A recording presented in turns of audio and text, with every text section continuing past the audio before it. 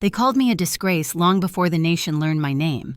My parents shredded my wedding invitation in front of the family, let the pieces flutter like confetti for my humiliation, and crowned my sister Allison their pride and joy. That was the night my heart learned to go quiet. I am Rebecca Collins, 30 years old, an event planner who knows exactly how to build a moment and how to end one. Months later, the moment came. A $40 million Malibu estate spilled light over the Pacific, cameras humming like bees. The aisle glittered. The orchestra held a single, aching note. I walked, steady, while the country watched. Somewhere across town, in a living room stuffed with opinions and crystal, the people who called me worthless stared into a television and finally saw me. Phones lit up before the vows cooled. One message blinked on my screen from the three who had erased me. "Can we come?" I felt no revenge, only clarity. This wasn't about love. It was about their pride searching for a seat. I remembered the torn invitation, the word disgrace, the way Allison smirked over a glass of praise. My grandfather's voice slid through the noise. "You are stronger than you know," and my hand stopped shaking. Daniel lifted his eyes to mine, calm as tide. The orchestra broke into applause. 2 words swam up, simple as breath. Too late. If you've ever been told you don't belong, you know what it costs to stand here with your spine unbent. Stay with me.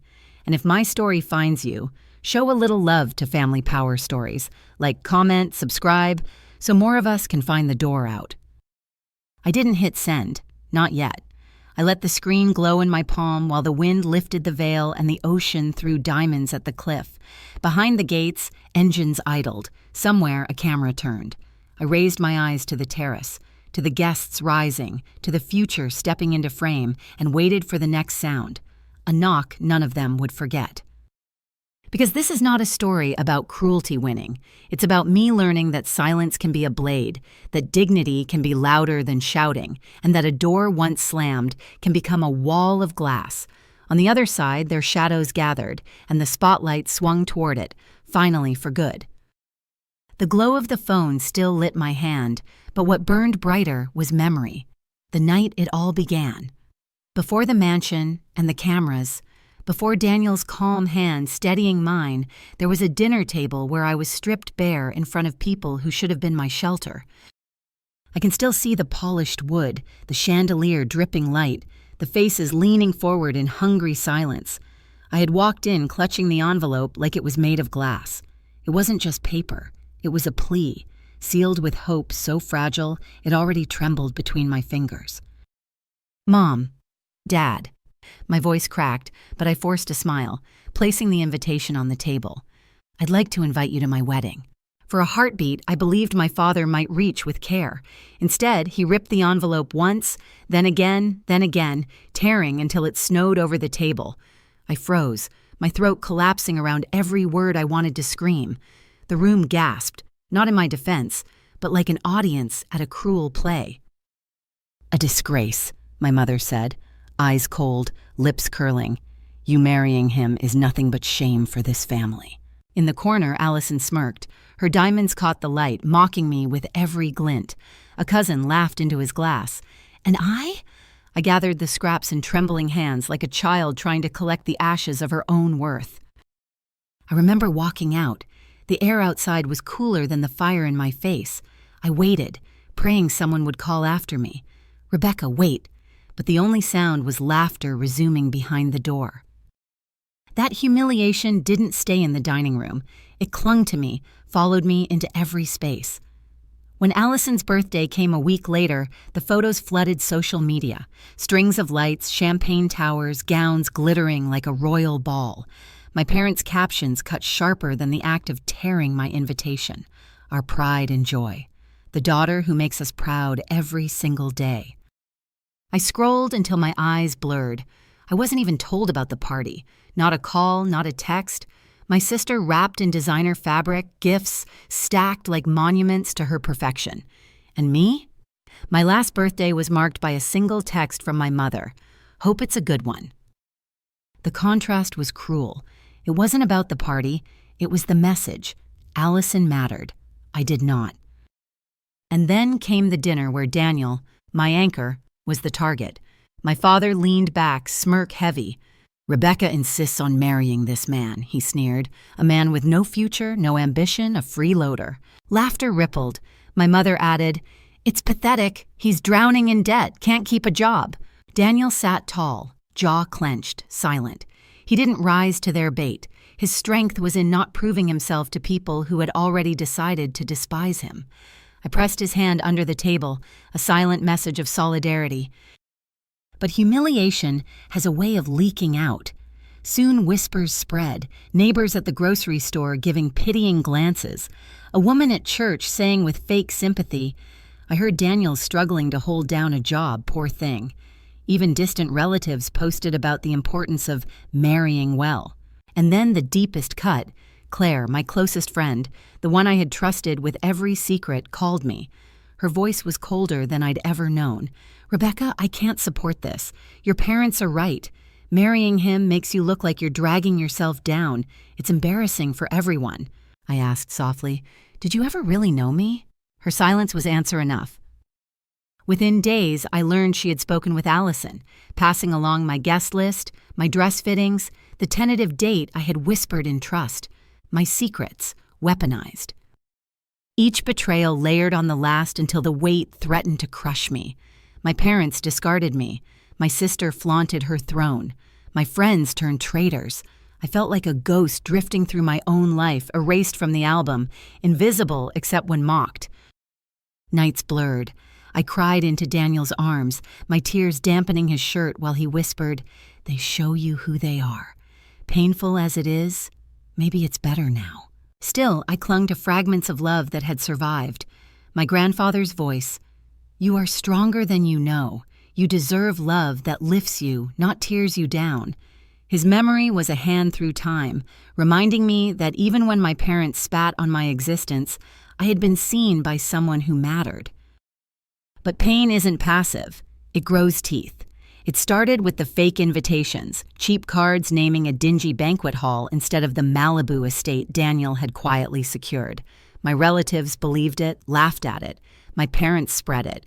I sat on my bedroom floor, the counterfeit invitation blurring through tears. Daniel's parents came that night. His mother held the paper, her eyes kind. "Rebecca, don't let their lies define you. They're terrified of your strength." His father added, "When people try this hard to bury you, it's because they know you can rise higher than they ever will." Those words stitched me back together. I tucked the fake invitation into a box, not as a wound, but as evidence, proof of how desperate they were to keep me small, proof that I was already bigger than the cage they built. And from that night, the seed of something else sprouted. Not revenge at first, resolve, the kind that waits, silent, until the time is right. I looked at Daniel across the room, laptop closed after a call I wasn't supposed to hear, his face still carrying the shadow of authority. There were pieces of him I hadn't yet uncovered, truths he held close. I didn't know them all, but I knew this. Whatever storm was coming, he was not afraid, and neither was I. Because humiliation, repeated enough, becomes something sharper than shame. It becomes a promise. And I was ready to keep it. Humiliation, repeated enough, becomes something sharper than shame. That thought settled into me like a stone in water, heavy at first, then quiet, rippling outward. The night of the fake invitations, with Daniel's parents reminding me I was stronger than their lies, I made a vow, not out loud, not for anyone else to hear, but deep in my chest where promises root themselves. I would no longer beg. I would build. Silence became my weapon. I stopped answering calls, stopped scrolling through family posts. I let Allison's world spin unchecked, her glittering photos piling up like confetti on the internet. My parents clung to their narrative. Rebecca is a disgrace. But I didn't fight it. I let them believe I was crumbling. I let them laugh. The truth was growing, unseen. It started with Daniel. For weeks, I had overlooked the small signs, the way his phone lit up with messages he rarely explained, the late-night video calls he ended abruptly when I walked into the room. Then one evening, I caught him mid-conversation. His tone was sharp, commanding, unlike the quiet patience I knew. Dozens of suited figures filled his screen, scribbling notes. They called him Sir. When the call ended, I confronted him. His eyes softened, but his voice carried weight I had never heard before. "Rebecca, there's something I need to tell you." The truth tumbled out. Daniel Collins, CEO of Collins International, Forbes list, billions, power I hadn't imagined, hidden behind his quiet smile. I stood frozen, trying to reconcile the man my parents called a freeloader with the man commanding executives like soldiers. "I didn't tell you," he said, "because I needed to know you loved me for me." Shock twisted into relief, then something hotter, righteous anger. Every sneer, every pitying glance, every whispered lie. They had all mocked him, mocked us, without ever knowing the truth. I held his hand, steady. "Keep your secret, but when the time comes, I'll be there, standing beside you." He smiled, a smile sharp with quiet triumph, and from that night, we began to plan in earnest. The Malibu estate was the first step. When Daniel brought it up, I thought he was joking, but then we stood on its terrace, the Pacific stretching endless, the air thick with salt and sunlight, and I knew he meant it. "If we're going to do this," he told me, "we're going to do it right, not for them, but for us." We signed the contract. Every detail, flowers, music, menu, was chosen in silence, wrapped in confidentiality agreements. Planners swore secrecy. Designers locked sketches away. It wasn't just a wedding, it was a fortress of intention, and my parents would never see it coming. At night, I lay awake, remembering the shredded invitation, my father's scorn, my mother's voice spitting disgrace. Those memories no longer broke me. They fueled me. Each meeting, each fitting, each decision was another brick in the wall between me and their cruelty. The world began to take notice before I was ready. A network caught wind of the estate, of Daniel, of whispers too tempting to ignore. They approached with an offer: broadcast the wedding nationwide, tied to Daniel's charitable foundation. At first, I hesitated. Cameras felt invasive, almost grotesque. But when I learned the proceeds would fund scholarships and community programs, I felt something shift. This wasn't just about us. It was about rewriting the narrative my parents had weaponized. The irony was perfect. Allison had paraded herself as a philanthropist, her foundation a crown she wore in every photo. Yet her generosity was surface level, her wealth flaunted in designer gowns. Meanwhile, Daniel's foundation was real, building schools, funding futures. A broadcast would not only expose their lies by contrast, it would render them irrelevant. Silence thickened around us as the date approached. My parents still spread their rumors, still staged their golden gatherings. Relatives posted about Allison's charity galas. Friends turned traitors whispered that I'd vanished. They believed they had won. And then came the box. I kept it on my dresser, tucked out of sight but never far. Inside lay two artifacts. One, the fake invitation they'd circulated to humiliate me. The other, a letter from George Whitman, my grandfather's old friend, who had written of his pride, of how my grandfather had called me his brightest light. Scar and torch, pain and proof. Every time doubt crept in, I opened that box, reminded myself of both. In silence, I built. Guest lists thick with names that would make the world turn its head. Actors, senators, CEOs. Every yes was a declaration, a vote of confidence in us, in me. Each time I signed another agreement, my hands grew steadier. The night before the wedding, I stood on the estate terrace. The Pacific churned below, waves slamming against cliffs like applause waiting to erupt.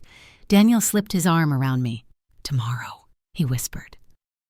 I closed my eyes, saw Allison's smirk, my mother's cold eyes, my father's sneer. I let the anger pass through me, out into the dark ocean air, and what was left wasn't rage. It was certainty. They thought silence was weakness. They never understood that silence was a blade. Every insult, every lie, every betrayal, I had stored them, honed them, sharpened them into something they could never dull. Tomorrow, the blade would gleam in the light of day, not through shouting or confrontation, but through truth. And when the cameras turned, when the nation's eyes found me walking that aisle, they would see not the daughter discarded, but the woman who had risen. I leaned into Daniel's shoulder, steady, the salt air filling my lungs. I didn't whisper my vow out loud. I didn't need to. My silence was promise enough. The morning of the wedding broke with light so golden it felt staged, as if even the sun had rehearsed its entrance. I stepped onto the balcony of the Malibu estate, the Pacific stretching endless and alive beneath me. Waves slammed against the cliffs with the rhythm of a drum roll, promising spectacle. For months, I had carried the sting of rejection, the bruises of betrayal. But that morning, I carried only one thing: certainty. Inside, the estate hummed. Staff moved in synchronized silence, trays glinting, flowers unfolding in bursts of white and blush. Chandeliers had been lowered into the open air, crystals waiting to catch the first rays of the setting sun. Every corner had been sharpened into elegance, every detail a statement. This was not a wedding born of shame. It was proof, visible, undeniable, that I had never been the disgrace. I slipped into my gown, ivory silk, intricate beadwork that caught the light like constellations.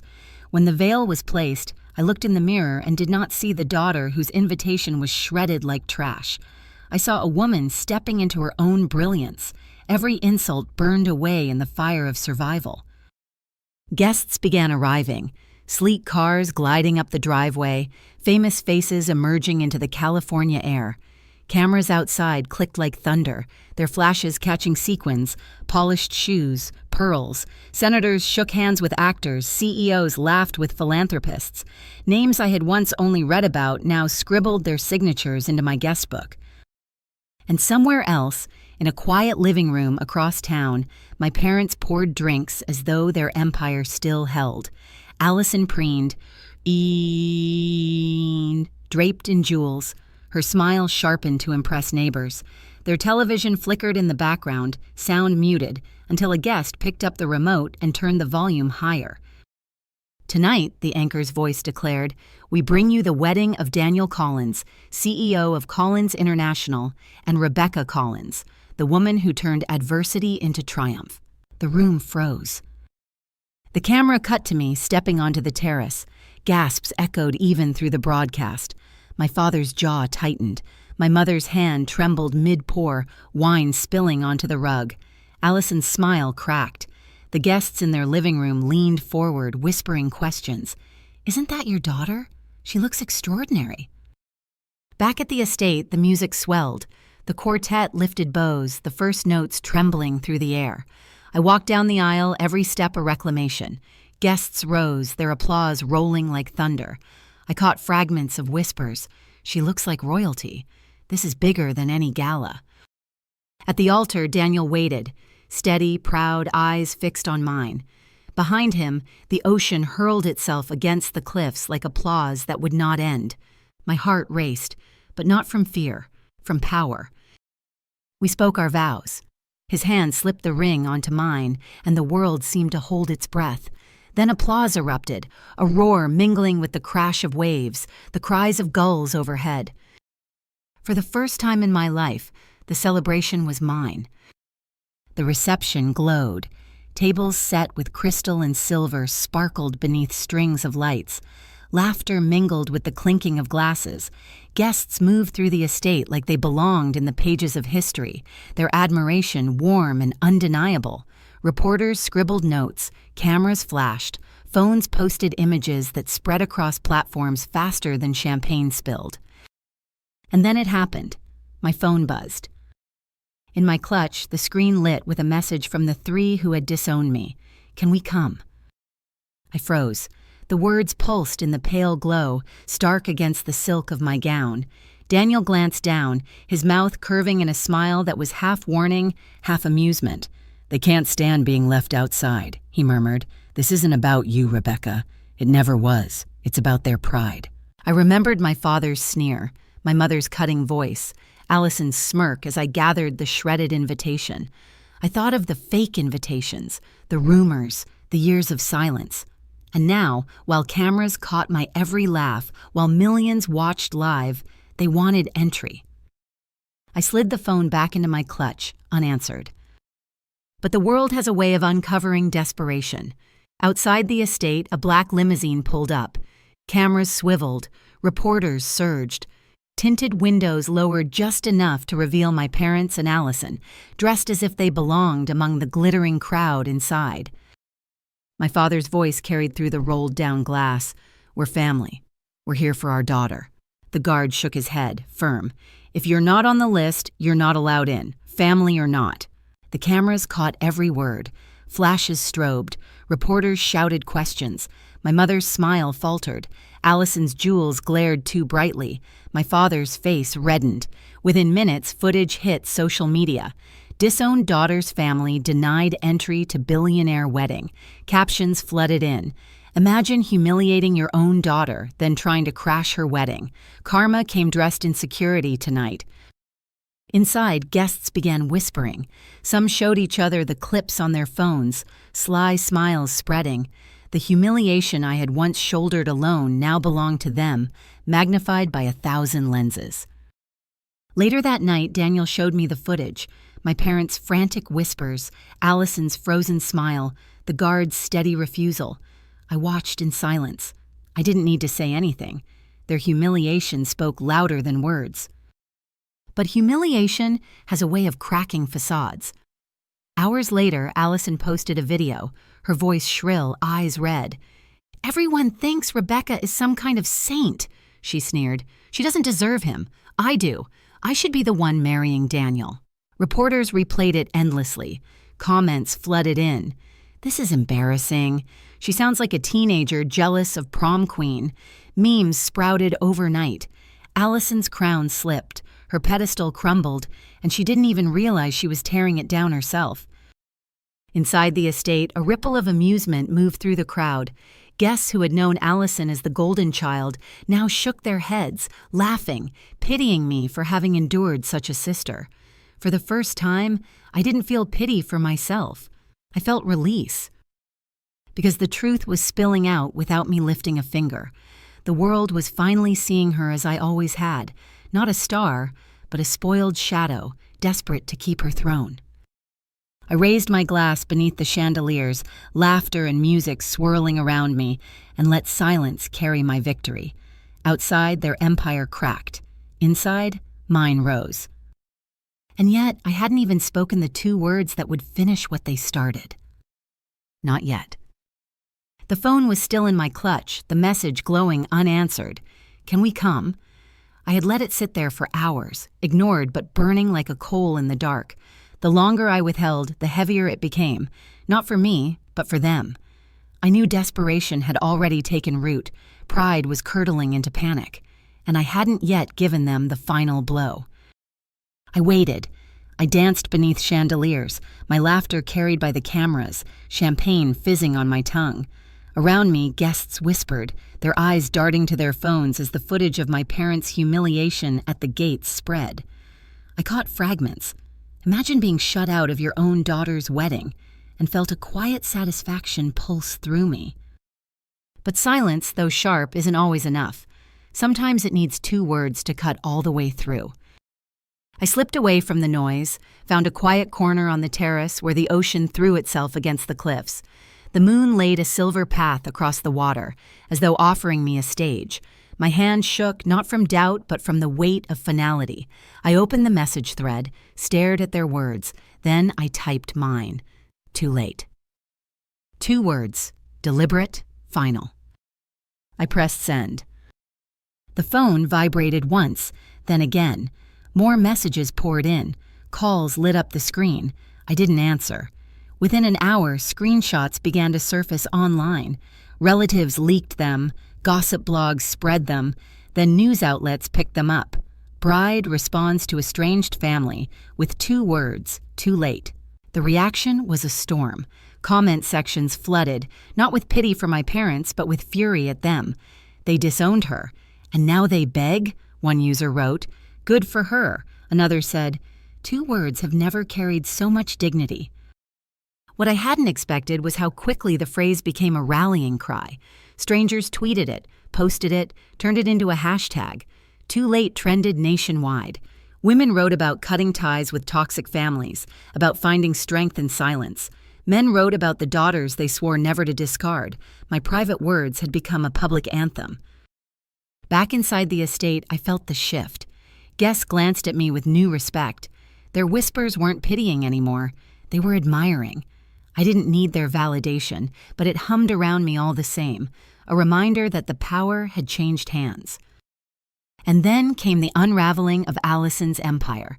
It started as a murmur, a local journalist noting irregularities in her foundation's accounts. At first, it seemed minor, a footnote in the larger spectacle of my wedding.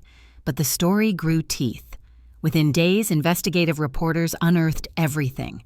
Donations siphoned into personal accounts, luxury handbags bought with scholarship funds, vacations billed as charity retreats. The golden crown my parents had perched on Allison's head cracked, then shattered. Headlines screamed betrayal.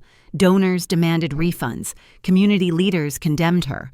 What had once been paraded as virtue was exposed as theft. My parents scrambled. They called in favors, released statements about clerical errors, tried to shift blame onto staff. But the evidence was relentless. Bank statements, emails, receipts. The more they fought, the deeper they sank. For years, they had painted me as the disgrace. Now the word clung to Allison like smoke, and it would not wash away. I stayed silent. I didn't gloat, didn't comment. My silence was louder than any accusation. Every headline carried the justice I had longed for.